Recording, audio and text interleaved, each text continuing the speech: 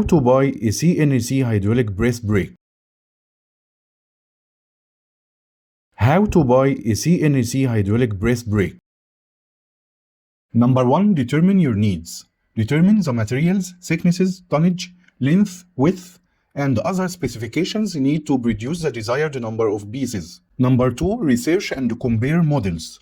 Find CNC hydraulic press brake models that meet your specifications and compare features and prices. Number 3. Consider the manufacturer. Choose a reliable manufacturer with high quality machinery, customer support, and training and maintenance services. Number 4. Determine your budget.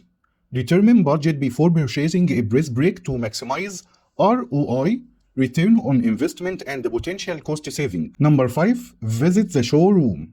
Visit the manufacturer's showroom to get a better idea of the machine's build quality, features, and functionality. Number 6. Ask for a quote and negotiate.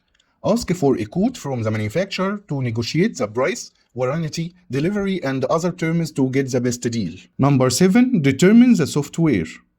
CAD/CAM software for designing and programming parts, as well as controlling the press brake. Number 8. Schedule delivery and installation.